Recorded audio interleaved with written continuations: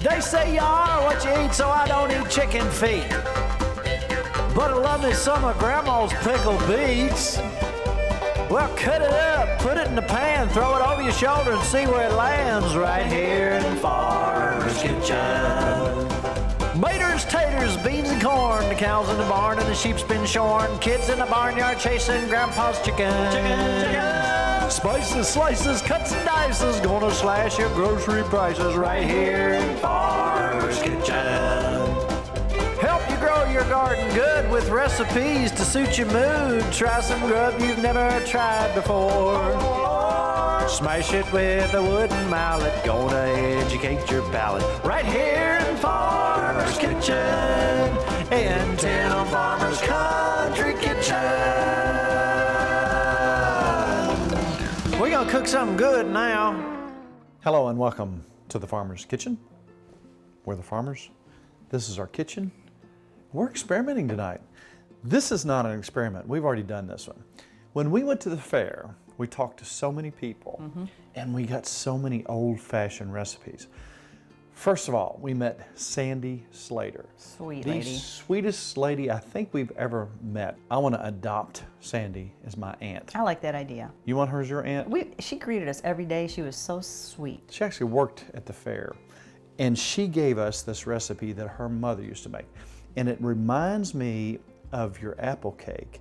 It's almost indescribable. It's an old-fashioned recipe and it takes a while to make, but it's worth it.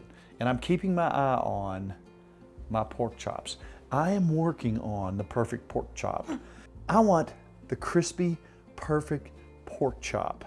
I don't want to sit and get the stove all dirty and mess around with oil.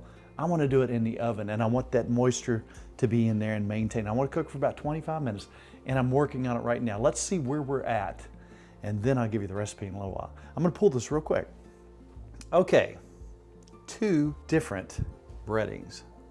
Let's see where we're at temperature-wise. Pork, now they have lowered that over the last couple of years.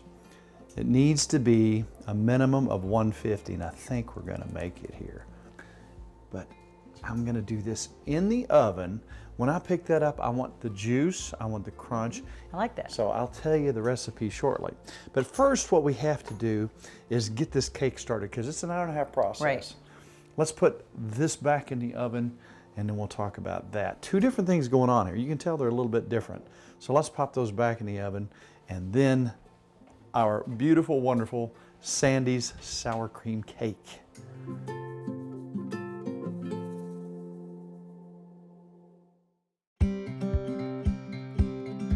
So how do we start this process? Well, there's only, you see, 6 ingredients. 6 ingredients. Yes, it's pretty simple. And she also mentioned her mom's name was Minnie. Minnie, isn't that cute? I like that. And she said Minnie would cook desserts all the time. And she said this is something that she would make and she'd actually freeze it and have them in her freezer to pull out and eat. She calls it a pound cake. So a sour cream pound cake. So it's, I like it better than the apple cake. You like the apple cake? This is my cake. It is so indescribably good. It is so dense, it's thick, but the flavor is just so creamy and rich. You don't need icing. Just some powdered sugar. Just some powdered sugar. It's amazing. We were on the boat not too long ago fishing, and we had our little grandson with us, and we were just cramming it in our mouth.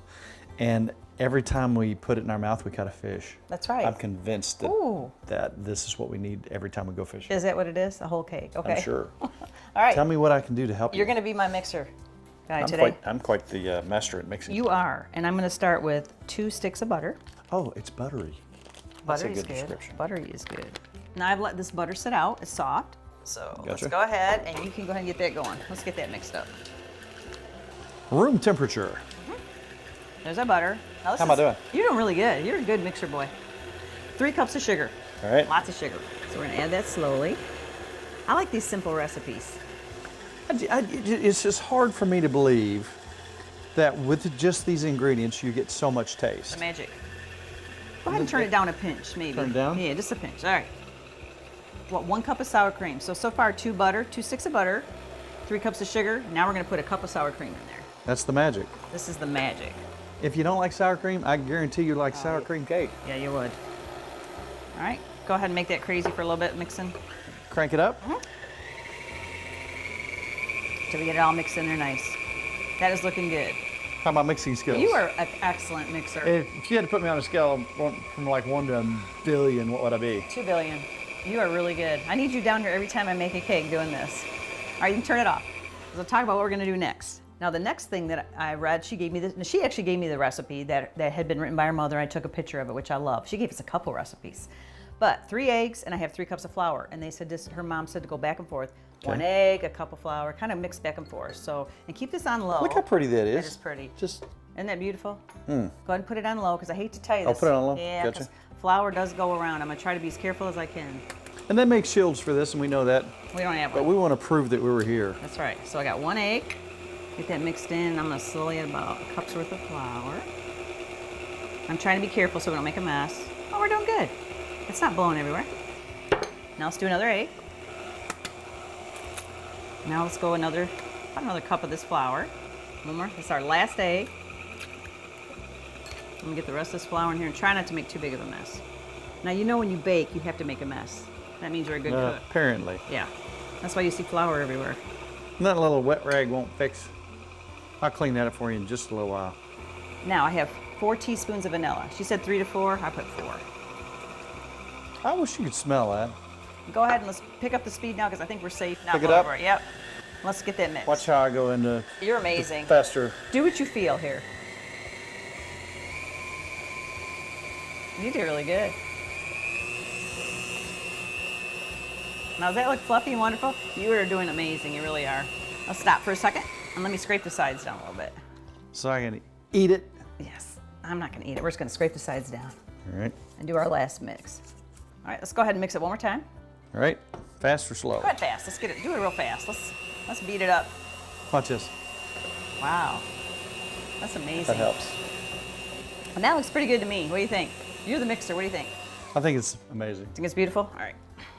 Now, one thing that her mom said she used was a 9-inch tube pan, but I have me a spring pan. You could use a regular 9-inch. You could probably put it in just a 9x9 square pan. That's what I was thinking, a 9x9 square pan. Yeah, you were thinking square. Because you could just leave it in the pan, but I want to knock it out of the pan tonight and put powdered sugar and try to make it pretty. How's that? I'm so glad you bake, because, you know, I'm the meat and potatoes guy. You got to have dessert. You got to have dessert. All right, and I have floured. Actually, I put a little oil in there and floured this pan. So that'll help us out. Look at the consistency of this. It's not That's like beautiful. It's thick. It's not like a normal cake. It's just super, super thick. It's just kind of magic. It is. This is almost like a cookie, you know, and it's pound cake. So now what we're going to do, we have the oven set on 325, hour and 35 minutes. Hour and 35 minutes. Yeah, so it's that's kind of an a slow, undertaking. yeah, it's a whole different kind of cooking. So I have the bottom oven ready for that. I'm going to throw it in. Gotcha.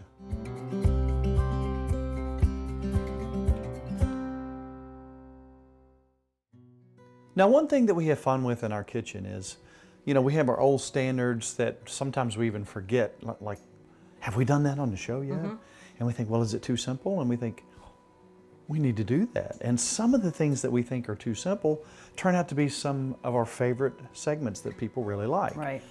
Pork chops are absolutely just so wonderful. We love to buy them when they're on sale, and we try so many different things with them, but when it comes right down to it, I like a crispy pork chop. You do. With a breading on it. So let's pull these and take a look at where these are at right now. These are looking mighty fine. Ooh, they are looking good. Let's pull them.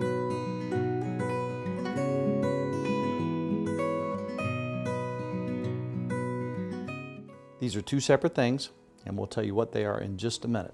We're gonna let them cool down. They have achieved their 150 degrees, and just a tad more than that. You're gonna make the perfect side dish to that, which is a little bit of scalloped potatoes with some smoked cheddar cheese. Are you Yummy, kidding me? yummy. Now tonight, because it's elegant Southern dining, we got some greens.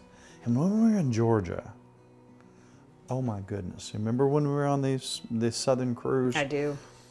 Our friend made the best greens ever. Now we have several green recipes, and you can hardly mess these up. Right. Take a look at any of ours. We're just going to put a little bit of cayenne in there tonight to make it where it needs to be, and some balsamic vinegar. Yummy. And what are you going to have with pork chops? Potatoes. Scalloped potatoes. Gotta have potatoes. We bought some smoked cheddar cheese, got a little bit of heavy cream, some salt and red pepper flakes, and it's just so simple. What are you It going to is. do? Well, actually, let's do something with our cream first. Let's heat that All right. up. I just put a cup of cream in here. Okay. So let's get that going. And a little bit of salt. Let's do about a teaspoon. What do you think? You know, cooking, we run into so many people say, I just can't cook. At any age, you can start the process of learning to cook. You're right. If you can read, you can cook. That's true. It may take a little time. You may make some mistakes, but mistakes are so important. That's right. Make your mistakes, learn from your mistakes, and guess what? You won't do it next time. That's right. All right, see, we got a small boil going here. I can dig it. Our cup of cream, and I've cut up, and it's however many potatoes you want. We're just gonna make a small pan. You can make a large casserole. So I'm gonna put all these in. I don't know how many we're gonna need. See how much we got. And I have probably 3 smaller potatoes that I've cut up here. All right, we're just gonna lightly cook these in the cream for 2 to 3 minutes. Okay, now while you're doing this, we're gonna do an official taste test. Look, first of all, at this beautiful pork chop. That is beautiful. Just look at that. I want you to taste test this and see which one you like the best. That's good. Very yummy. Wow. Nice and juicy inside, crispy on the outside. Ooh, I want to try another one. This one is seasoned differently. That's good too. I like them both. That's tough. They're both good. Oh, I'll eat both. well, see what I was gonna do, I was gonna pick the winner and then make that. We're gonna split the difference. We're gonna make them both. I think you should. All right, our potatoes are ready. Okay, let's get our potatoes going. And what I'm going to do is just kind of layer this. They've just kind of been in here a couple minutes. Smoked cheddar. I'm smelling it over here. Just going to kind of divide them up here a little bit. And here's, I've already grated this. You got me a bar of cheese. Put a little in there. So this is gonna be in its own ramekin. That's right. We'll share it. Oh my. Maybe we should have made a huge one of these. I could eat this all day. I'm going to go one more layer. What do you think? A little bit more? Oh yeah. Now what temperature are you gonna cook this at? This is 350 for 1 hour. Gotcha. Put a little more cheese on this. Beautiful. What do you think? Beautiful. Do you want a little bit more of that cream in there? Or do you think we're good? I ain't scared. Just a little bit more? Let's get all the gooey goodness in there. Gooey's good. Yum. Yum, Papa. That'll be yum, Papa. Yes, I will. Let's revisit why we say that. You put carrots in the sauce. Yes. That'll be yum. That'll be yum. Carrots in the sauce will be That would be absolutely yum. outstanding. That would be yum. Look at this gooey goodness. It's gonna be. Yummy. We got some greens. We got pork chops. We got some cornbread somewhere, and we got Sandy's sour cream cake. Yummy. So this pops in the oven, 350, right? For an hour. Yum. You ready? I'm ready. All right.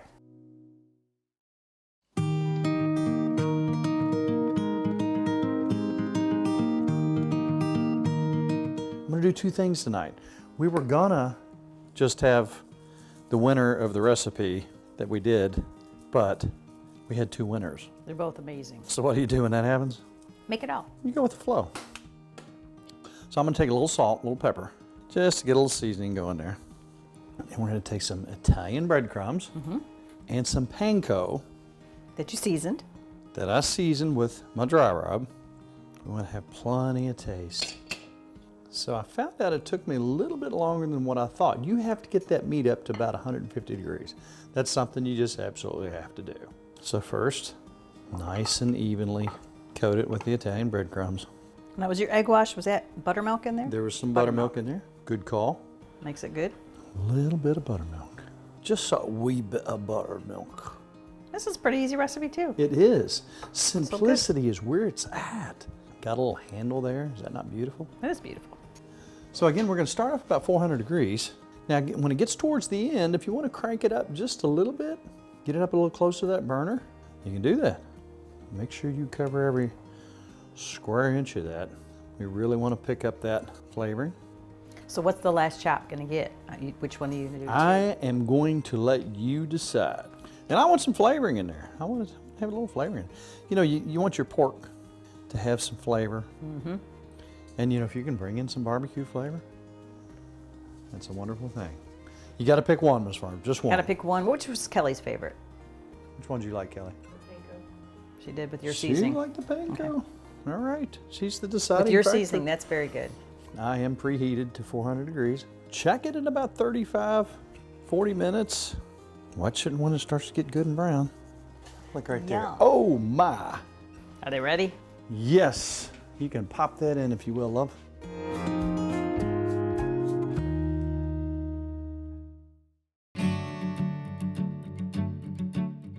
Years and years ago, the turn of the last century, around 1900, whole families survived because of this particular tree and this particular chestnut right here.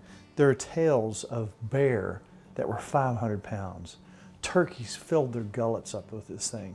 Farmers would let their hogs out. The hogs would get so fat due to the protein Chestnuts, in these wow. things.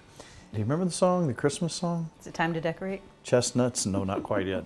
Chestnuts roasting on an open fire Yes. was supposedly a nostalgic song about this. In the early 1900s, there was an Asian blight that came in. They ruined those trees.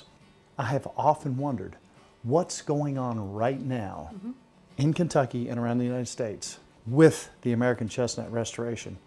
And I finally hooked up with Ken Darnell down at Eastern Kentucky University, and we found out some interesting stuff that's going on right now as we speak. Let's go visit with him.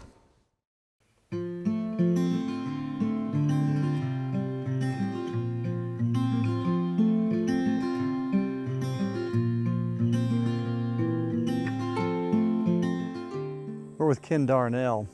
We're talking about how the American chestnut was everywhere at one point, and very important to Americans that were here during that period of time and those who came before.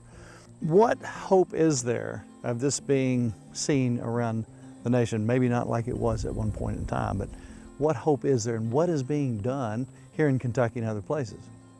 So the hope for the tree to come back is higher than ever because the American Chestnut Foundation is leading the charge, coordinating with scientists, universities, U.S. Forest Service, quite a few other partners to do various studies, various research to the different parts of restoring a tree. The Chestnut Foundation has been breeding trees for the past 39 years. So they kind of started out in general with the thought process to breed the American chestnut with the Chinese chestnut. The Chinese chestnut has natural tolerance, is the right word, to the blight. It gets it, but then the Chinese trees has mechanisms to scar over the blight and continue to live. The American chestnut just does not have that same ability. So we have several hybrid orchards that we have kind of developed on our own with some help from our regional scientists. So we're doing our thing with just, for the most part, Kentucky genes from Kentucky trees. So as you can see behind you, we've got some pretty healthy trees. We have planted here 3,650 trees. Beginning 2016 was the first planting, which was right down here behind us. So we planted trees in here for the first 3 years, 16, 17, 18 basically. That's the trees you see back there, and they're now hitting 20 feet, even up to 21, 22 feet, and producing a few burrs you can see on the trees behind us. So we've had some pretty good success here. From the 3,650 planted, we have thinned them down now to the current 1,214. As trees died naturally from the blight, we cut those out. We also inject some blight into the larger trees to test them. Then we watch how the tree reacts. If it tries to scar over like a Chinese tree does, we keep that tree. If it doesn't defend itself and scar over that canker from the blight, then we cut that tree out. So out of 3,650 trees planted, in this orchard we'll end up keeping the top 25, maybe 30. So we are just a little over halfway to the sortation process to thin these trees out to get the best trees that then will be allowed to pollinate each other to share their good genes from different mother trees that have come from all over regional area to make some good nuts to plant and develop another orchard. Probably 5 years away from getting down those best 25 trees. So in our lifetime, we could see trees producing in the forest. So yeah, so we could be seeing trees in the forest. As a matter of fact, there are some restoration plantings currently occurring by the U.S. Forest Service, among a couple other people, to test the hybrids we have, which these hybrids average 94% American, 6% Chinese genes, trying to get the right genes into them. So a few of those trees have been planted in the forest. They've not been that competitive and healthy yet compared to the other trees, and also to live long enough to shoot up into the canopy where they can be like the former big American chestnuts, get up in that canopy, get the sunlight, grow strong enough to produce plenty of burrs to produce more trees. In our lifetime, we are certainly going to have some trees planted, more for, I think, tests, more for proof, but those plantings here in the coming few years are certainly going to expand. Are we going to see a forestful American chestnuts? That's hundreds of years away. Right. How does the blight actually attack the tree? How does it kill the tree? The blight that came here came from Asia, came into New York where it was first discovered, New York Botanical Gardens. When they saw that disease on their chestnuts, they knew something bad was wrong and was spreading quickly. Bottom line was they found out from there it was an airborne fungus. The filaments travel in the air, which means it moves quickly. Birds carry it, the wind carries it. So it only took 40 or 50 years to travel the whole range to kill most of the trees. A few scattered trees kind of hid from the blight for a short time. But the blight basically is in pretty much everywhere, so the trees can't hide forever. Airborne blight kills the cambial layer, gets into the bark, starts eating the cambial layer, which kills the branches and then kills the main stem, kills the top of the tree. Remaining trees that are not, we can't say they're unaffected, but have managed to pull through, where are those at, some of the larger trees? I think the American Chestnut Foundation has documented something like 26 large LSA trees, they're called, large surviving American trees, scattered, I know, from Kentucky to Maine and quite a few states in between. They have survived the blight and they have cankers and scars to prove it. Some mechanism, maybe something different in each tree. Our scientists are studying that. What is it? They are breeding those trees a lot, trying to get their genes into our population. They must have something good. Now, there are bigger trees like out west where people carried them and planted outside the blight range. They're full Americans, but they're not the Appalachian surviving trees. So around 26 of those. Well, thank you so much for giving us hope. We appreciate the visit today. You're welcome. Thank you for coming out here.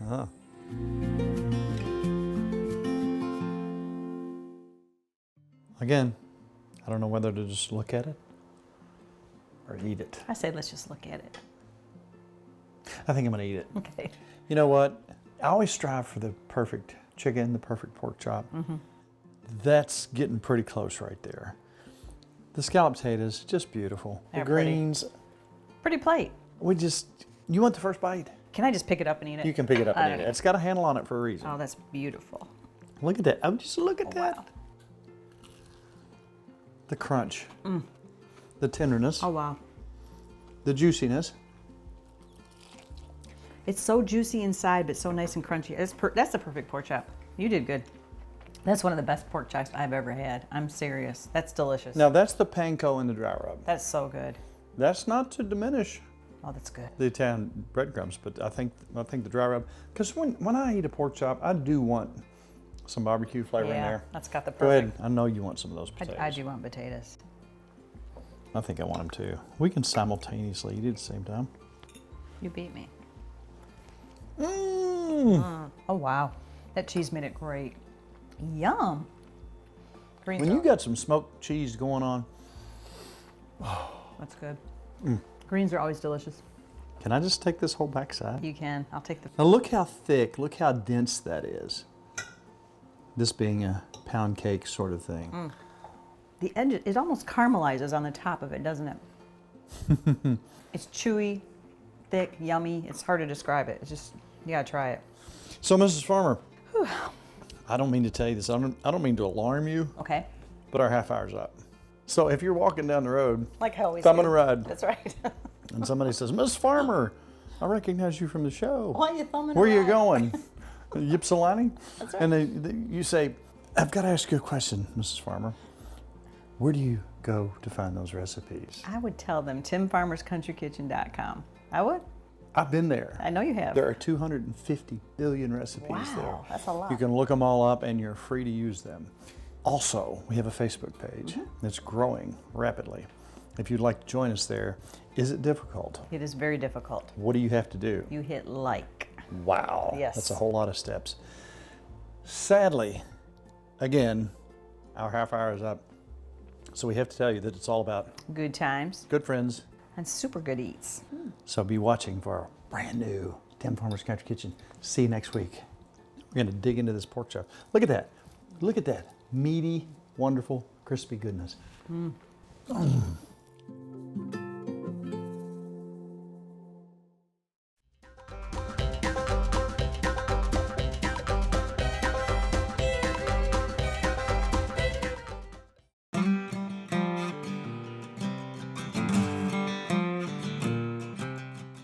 We have been catering for a lot of years, and I wanted everything to have a specific taste.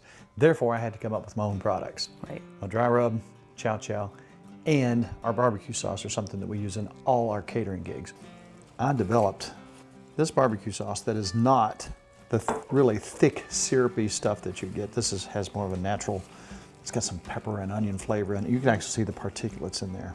You know, a lot of people are asking what we use our dry rub on. Now, obviously, pork and chicken are two of the more common things. Also, we've been using on our corn on the cob with butter. That is I'm telling you, this That's stuff wonderful. with potatoes is fantastic. So 40 years in the making, Tim Farmer's Country Kitchen Dry Rub.